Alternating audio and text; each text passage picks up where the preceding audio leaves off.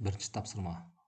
Тор көздің бос орындарына 1, 2 және 3 цифрларын қолданып орналастырып толтыруымыз керек.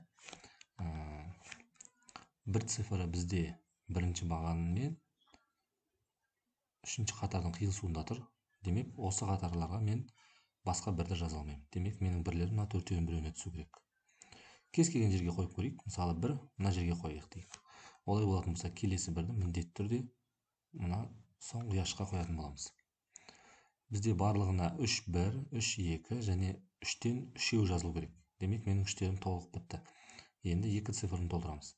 2 цифрын да кез келген жерге қойып алайық. Яғни 2 цифрын бастадық. Демек, мына жерге бізде 2 цифрын қоя алмаймыз. 2 цифрын мына жерге немесе мына жерге қоюға болады.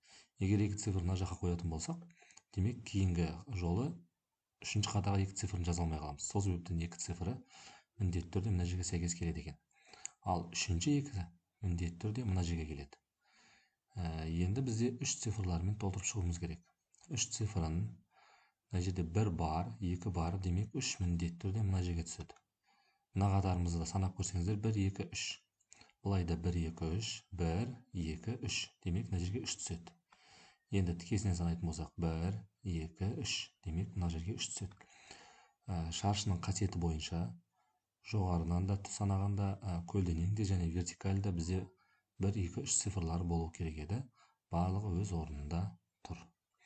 Келесі тапсырма, екінші тапсырмамыз. Бұл жерде де дәл сондай 1 және 2, 3 цифрларын қолданып ұяшықтарды толтыруымыз керек. Бір цифры бар бізде және 2 цифры бар. Бір цифры қойылды, демек бірді мына жерге қоя алмаймыз деген сөз. Бірді тек қана мына жерге қоя аламыз. Бір кетті, бірді жаздық, ал үшінші бірді жазуымыз керек. Үшінші бірді тек қана ең соңындағы мына тұрған ұяшыққа қоя аламыз. 3 цифрмен толтырайық. Жоқ, бір кетті, 2 цифрын қарастырайық.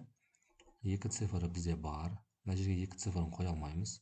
2 цифрын демек мынау тұрған екінші қатарға қоюымыз керек.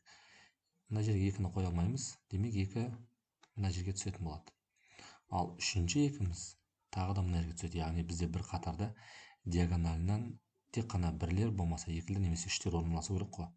Мына жерде де байқасаңыздар, мына диагоналынан екілер түсіп тұр да. Мына жерде екілер осылай сәйкес болып қалған екен. Енді біріміз бар, екіміз толығымен бар, демек 3-ті толтыруымыз керек.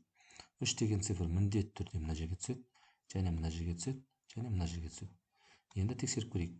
Көлденеңінен 1, 2, 3, тігінен 1, 2, 3, 1, 2, 3, 1, 2, 3. Диагоналынан да бізде сәйкес келе алады.